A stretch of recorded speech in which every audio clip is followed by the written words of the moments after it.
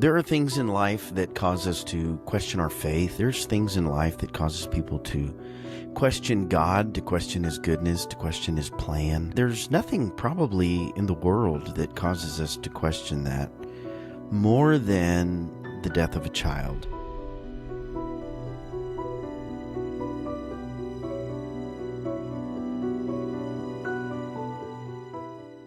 Hello and welcome to the Andrew Gonzalez podcast. I appreciate you joining me today. This is going to be a difficult episode. This is, as a matter of fact, going to be the heaviest episode that I have recorded so far. On previous episodes, I talked a little bit about what I call the ministry of presence.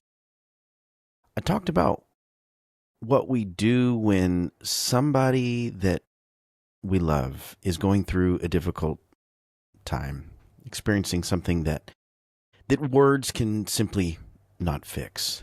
The reason I mentioned that on an episode of the podcast is because that day I had preached a kind of funeral that nobody ever wants to preach. For 15 years, I served as a funeral director. And during that time, I had the privilege, and I use that word very carefully, of caring for literally dozens, if not hundreds, of children who lost their lives. Babies, toddlers, elementary-age children, teenagers, children who died from illness, children who died from accidents, things that were completely unexpected. I've cared for children who were victims of really terrible circumstances. And every situation was different. Every family was different. Every funeral was different. But every single time there was something about walking in the room where parents were grieving the death of their child that just felt different than everything else that I had experienced up until that point. And so today I want to talk to you about when a child dies. There are things in life that cause us to question our faith. There's things in life that causes people to question God, to question His goodness, to question His plan. And there's nothing probably in the world that causes us to question that more than the death of a child. And so I want to approach this conversation very carefully. I want to approach it pastorally. I want to approach it biblically. And I want to approach it from the perspective of somebody who has spent a significant part of my adult life standing beside people on the worst days of their life. One way that I approached my career, and I feel like this made me pretty good at my job, is I approached every family like they were my own. I was serving. I felt like I wanted to put myself in a place where I felt like I was serving family and the family felt like they were being served by family.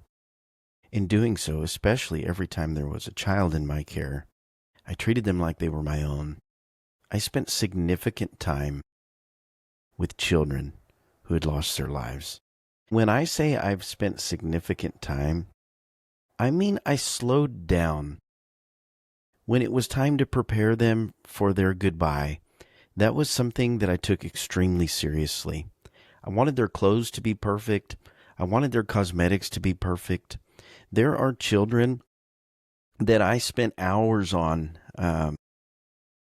I'm known as what's called a restorative artist. There's the art of embalming, and then there's restorative art.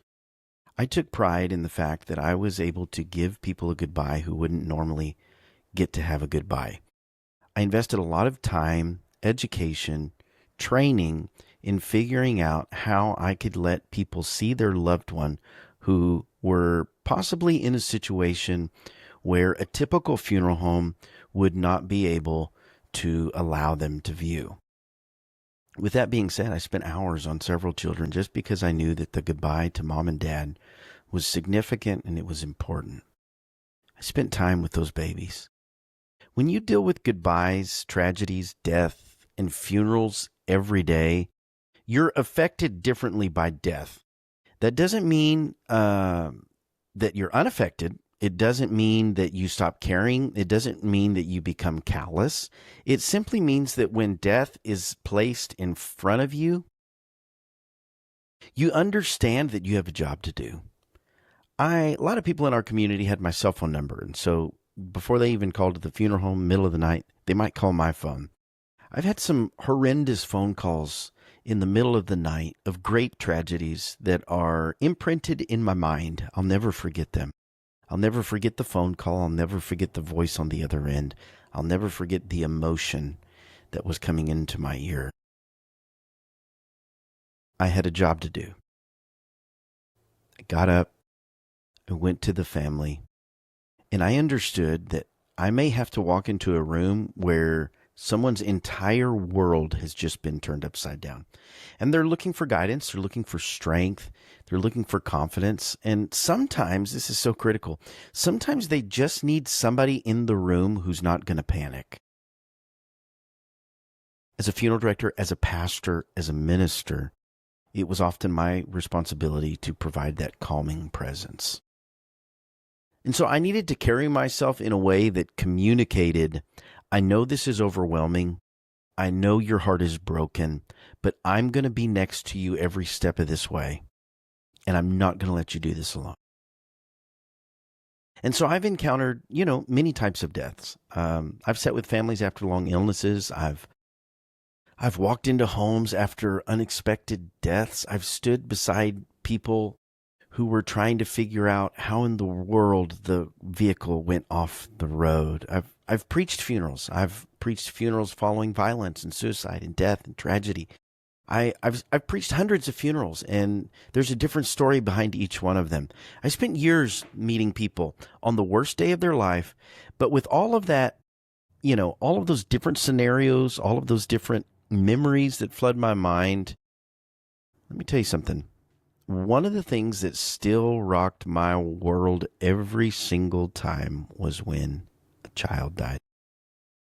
There's something about it that feels especially.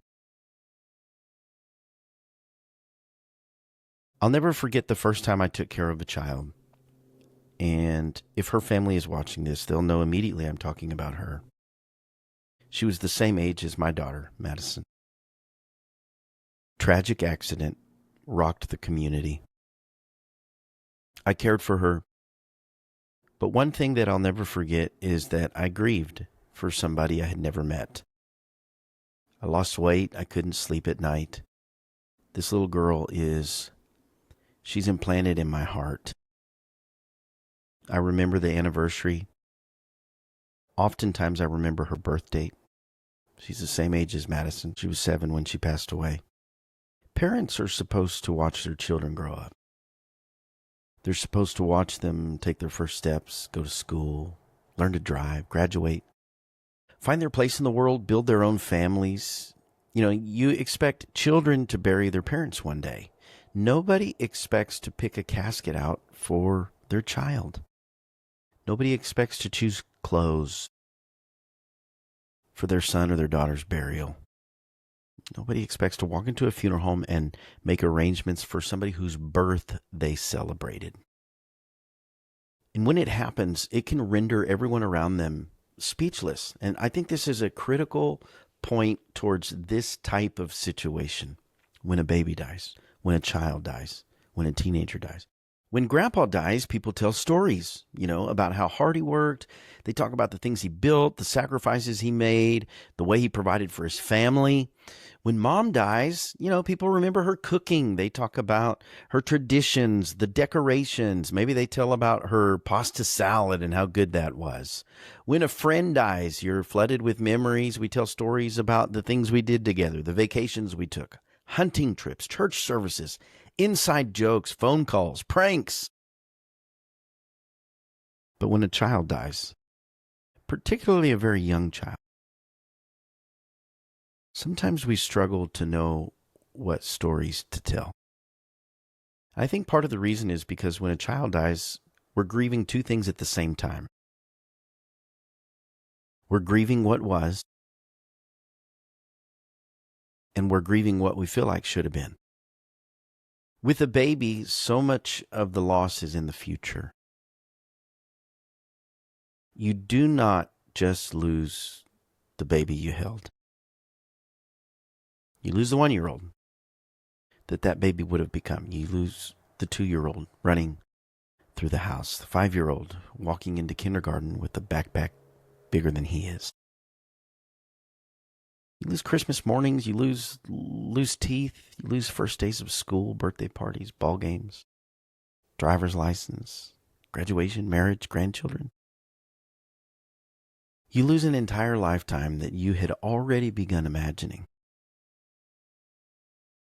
But with an older child, there's even another layer to that, because now there are memories, there's a personality, there's a bedroom that still looks like them. There's their favorite cereal sitting in the pantry. There may be shoes sitting by the door. There's pictures in the hallway. There's a spot at the dinner table where they used to sit. There are teachers who knew them, friends who loved them, maybe a jersey with their number on it, maybe an instrument in the corner, maybe a half-finished school project. And now you're not only grieving the future that they were supposed to have, you're grieving the child who had already become such a huge part of your everyday life. And that is one of the truths that I've emphasized a lot in my preaching. When you lose someone, you never just lose the person. You lose what they meant to you. You lose the voice that you expected to hear, the phone call that you expected to ring. You lose the relationship that you were building. You lose the future imagined with them in it. And when a parent loses a child, the loss reaches backward into everything they remember and forward into everything that they expected. And that is why we should never minimize this kind of grief. We should never compare it to someone else's loss. Let me tell you, I've heard a lot of stupid things said standing next to caskets. I spent a career standing at the front of a chapel. We should never tell somebody, at least in this situation. I've learned that almost nothing good follows those two words, at least, when you are standing beside a grieving parent. Well, at least you have other children. At least they didn't suffer. At least you had the years you had. At least you can have another baby. No.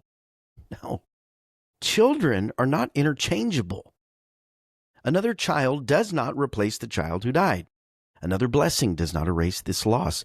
Every life has dignity. Every life has value. Every child matters. And so when someone we lose dies, it leaves a hole. And I've said this before, that's a hole that does not need to be filled. There is a temptation in our culture to rush grief. We want people to get back to normal, to get back to work, to get back to church, to start smiling again. And sometimes if we're not careful, we want them to get better quickly because their sorrow makes us uncomfortable. Some losses, they change the shape of a person's life. Life may continue. It will continue. Joy can return, and there can be healing. There can be laughter again, but life may never be the same again. It just won't. And healing does not require pretending that it is. Grief is not an admission that you do not have faith. Tears, they're not an evidence that you do not trust in God. The Bible does not teach us to ignore sorrow. As a matter of fact, it teaches us to carry sorrow into the presence of God. Jesus stood outside the tomb of Lazarus. Listen, knowing Lazarus was about to walk out of that tomb. Think about that. Jesus knew the ending. He knew that resurrection was just around the corner. And yet the Bible gives us those two simple words. Jesus wept. Knowledge of resurrection does not make him indifferent to grief. So understand this. Faith does not eliminate tears. Hope does not erase pain. There is room in the Christian life for confidence and sorrow to occupy the same heart. We can believe that God is good and still admit that something hurts.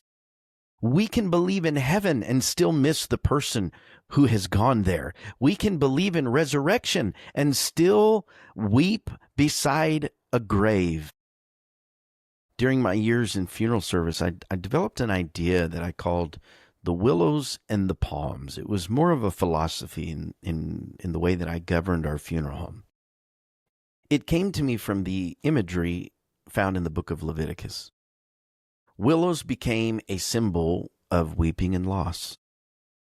Palms represented victory and celebration. And the Lord wanted them to bring both. And so I came to the realization that healthy grieving probably requires us to bring both. Sometimes families would arrive at the funeral home. They're carrying nothing but willows. They're so overwhelmed by the death that they cannot see anything past their pain. And that's understandable.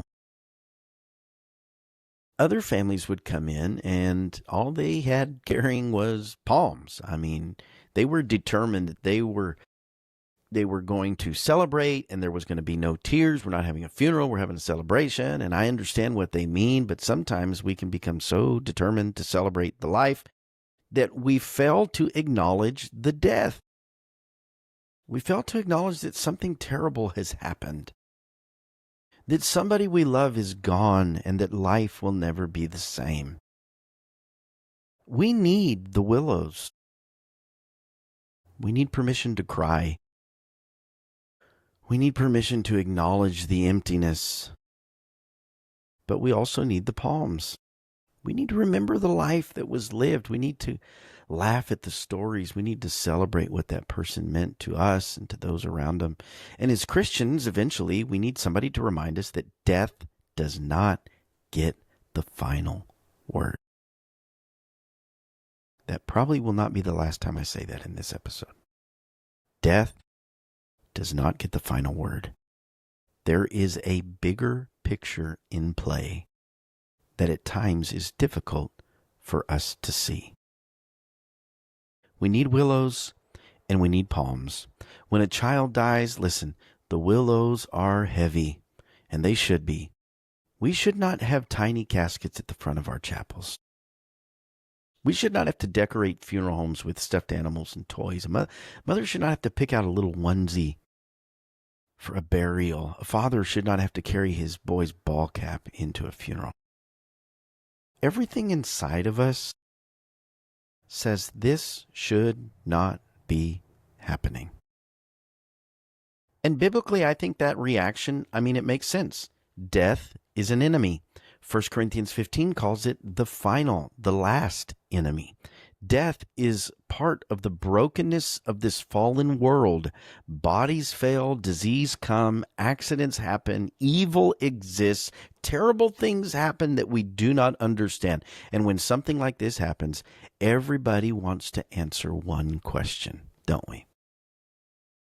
Why? Why? Why this child? Why this family? Why now? Why would God allow this? Why did this prayer not get answered the way we wanted it to be answered? Why did the doctor not catch it? Why did the accident happen? Why?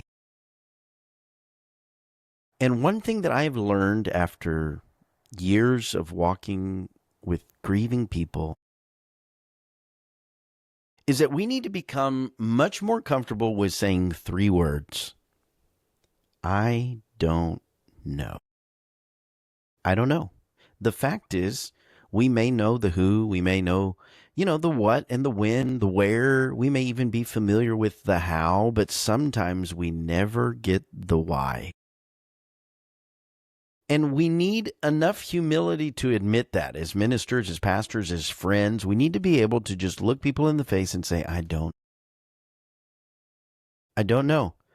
I have been a preacher for many years. I've studied theology. I've got my master's degree. I've read the Bible. I don't know how many times through. I read it through every year. I've prayed with families. I stood beside caskets. I've preached hundreds of funerals. I've held grieving people, and I do not have an explanation for every tragedy. I do not have the answer that can make the death of a child feel acceptable. I do not have a collection of words that I've gathered over the years that can cause a grieving mother and father to stop hurting. And so sometimes in our desire to make sense of something senseless, Christians can say things that sound spiritual, but they're not really helpful. How about this one? Well, God just needed another angel. No, he didn't. He's got plenty of angels. That's not biblical. And children don't become angels when they die anyway. Or we say, well, everything happens for a reason. Listen, maybe we're trying to say that, we trust in the sovereignty and the goodness of God. Thank the Lord for that. But standing beside a little casket may not be the time for a bumper sticker-sized explanation of suffering. People do not always need an explanation. Sometimes they just need presence. And that brings me back to the ministry of presence. They don't need a speech. They don't need a theological lecture. They need somebody to walk in that room and love them. And when a child dies, people need the ministry of presence, maybe more than ever. They need somebody willing to sit in an uncomfortable silence. They need somebody who will cry with them. They need somebody who will listen without correcting every emotion. I've had people tell me, I didn't go to that funeral. I just hate funerals. When did this become about you? Your friend desperately needs you, and you are worried about the fact that you hate funerals, and they just need somebody to hear them. You know what else they need? They need somebody who will remember their child's name. They need somebody who will still be there after the funeral's over. Because here's something I learned working in the funeral home. The funeral ends before the grief does. Everybody else eventually goes home. The flowers start dying. The casseroles stop coming. People stop calling so often. Everybody's life begins to return to normal. But mom and dad, man, they may walk down the hall every day past an empty bedroom. They may drive past their school. They may walk into the church and see the place where their child used to sit. They may see their children's friends reaching milestones that they never got to reach. Grief does not end when the funeral procession gets back to the funeral home. Sometimes that is when the hardest part begins. And so be there. I've said this before. You don't have to be a preacher to have the ministry of presence.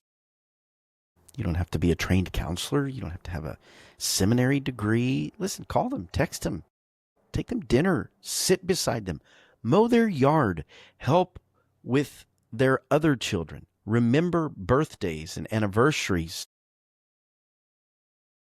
If their son or daughter should have been graduating this year, understand that graduation may be difficult.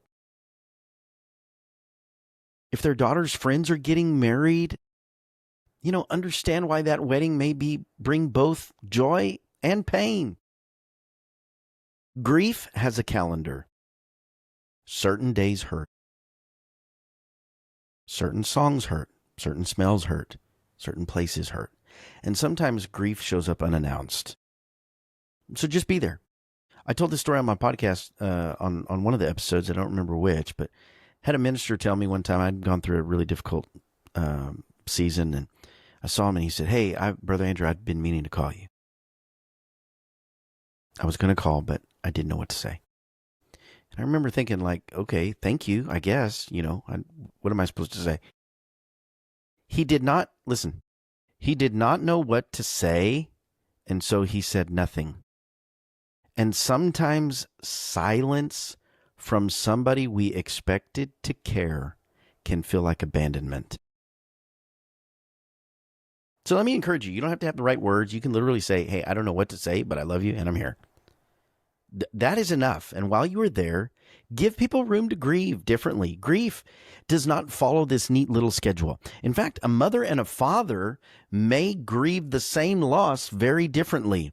One may want to talk about their child constantly. The other may become withdrawn and quiet. One may want to leave the bedroom exactly the way that it was. The other may find it unbearable to walk past the door. One may cry publicly. One may do all their crying, when they're not in front of everybody. So do not assume that one loved the child more because their grief is more visible. Do not demand people that are grieving to perform their grief in a way that makes sense to you. Give them room to ask the hard questions. There are moments when people who love God will ask God where he was. They may ask why he allowed something. They may ask why he did not answer the prayer the way they prayed. They might feel confused and angry and numb. And so you as a friend, as a minister, as a pastor, don't panic, because God is not intimidated by the questions of hurting people. Read the Psalms. The Psalms is full of it. How long, O Lord? Why? Where are you? These questions are in the Bible. Lament is biblical. There's an entire book called Lamentations. Faith does not mean pretending. Faith means bringing even our pain into the presence of God. I think about the woman who lost her son in 2 Kings. She made this declaration. She said, "It shall be well." She said that even while her son was dead. Her son has died. Somebody asks her if everything's okay. She says, "It shall be well." And her boy was raised from the dead by Elisha. But I've stood beside parents who had faith. I've stood beside parents who prayed, whose churches prayed, parents who believed for healing, and they still had to plan a funeral. So "it shall be well" cannot simply mean that God is going to make everything turn out the way I want it to before the morning. Sometimes "it shall be well" reaches beyond tomorrow. Sometimes our confidence has to stretch all the way to the resurrection. Sometimes faith says, "I do not understand this. I do not like this. I would change this if I could. My heart is broken, but I still believe that God is good. I still believe the promises of God. I still believe death does not get the final word." And this is the Christian hope. This is the Christian hope. And Christian hope becomes incredibly important when a child dies. Because our hope is not wishful thinking. Our hope is not positive energy. Our hope is anchored in an event.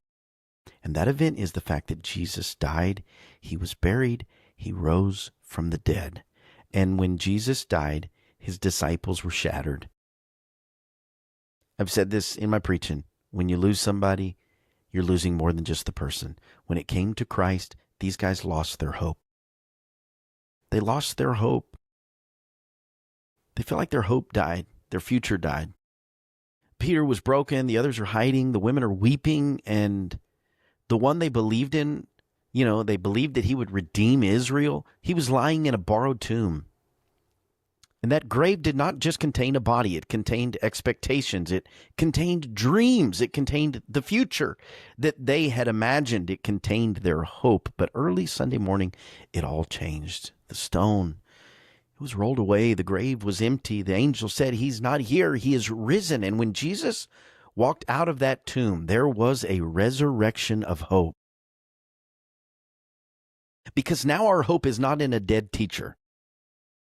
Our hope is not in a memory. Our hope is not simply something that Jesus used to do. Our hope is a living Christ. And right now he is alive. Right now he is reigning. Right now he is interceding. And because he lives, we have hope. And it's not weak hope. It's not wishful thinking. Hebrews calls it an anchor of the soul, sure, steadfast, holding us in place when everything else is shaken. And let me tell you, when a child dies, everything shakes. Your theology shakes. Your emotions shake. Your family shakes. Your plans shake. Your understanding of the future shakes, but there is an anchor in Jesus Christ. The resurrection is the foundation of Christian hope beside every grave. Our comfort is not that death is insignificant. Death is terrible. Our comfort is not that death has been defeated. Our comfort is not that Christians do not grieve. We grieve deeply. Our comfort is that we do not grieve without hope. Our comfort is not that the grave is harmless. Our comfort is that the grave is temporary. 1 Thessalonians tells believers not to sorrow as those who have no hope. Notice that Paul does not tell us not to sorrow. We sorrow, we cry, we lament, we ache, we miss them, but we sorrow. We sorrow, this is what it means to sorrow with hope. We sorrow with resurrection somewhere out in front of us. Mom, Dad, we know if we trust the Lord, if we put our hope in Him, we're going to see Him again. We've got that resurrection out in front of us. There's a day coming when death will be swallowed up in victory. There's a day coming when the last enemy will be destroyed. There's a day coming when God will wipe away every tear from our eyes. No more death, no more sorrow, no more crying, no more pain. And as a funeral director, listen, I saw things that I wish did not exist. I wish we didn't have tiny caskets. I saw parents trying to stand when their legs could barely even hold them up.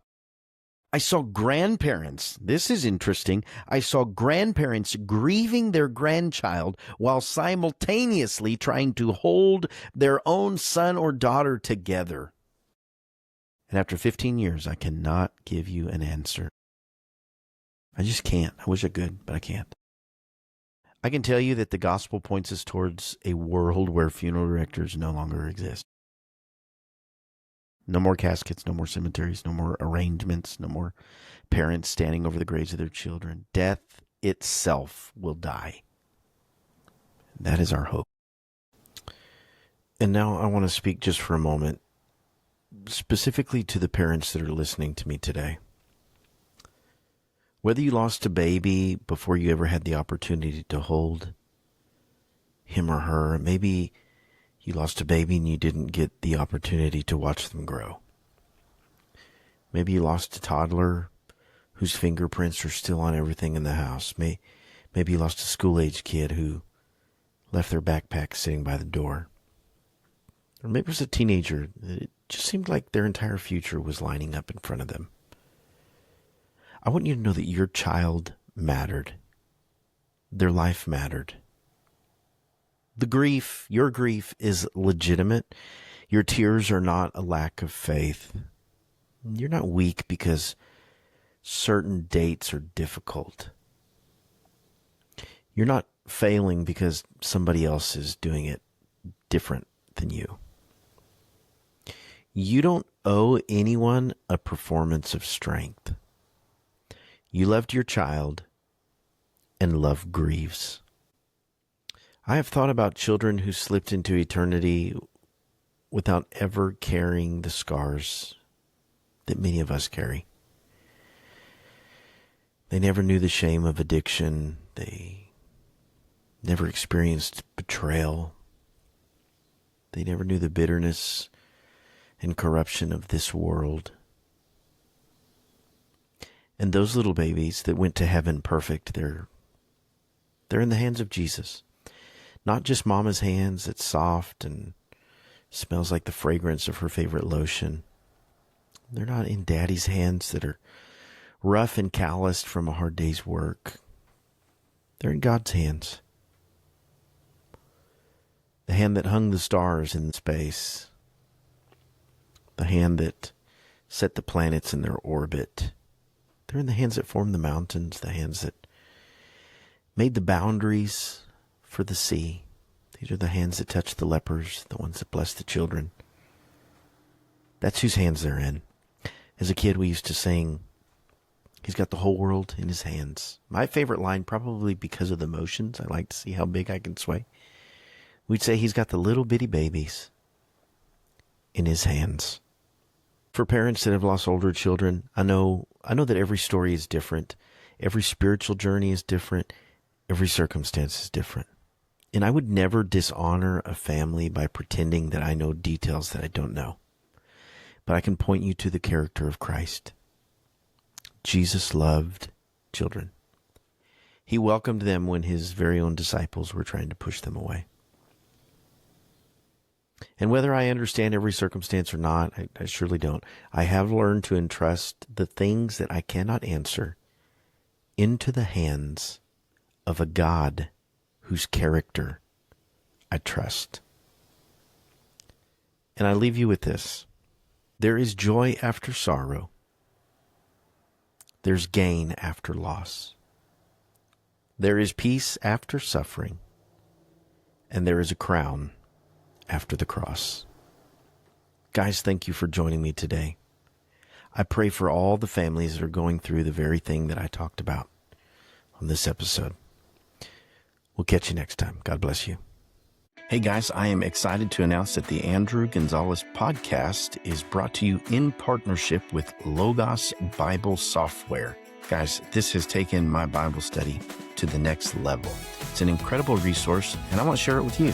If you'll click the link in the show notes, I'm gifting you 60 days free for you to explore this resource and get into the Word like never before. I hope you enjoyed the episode.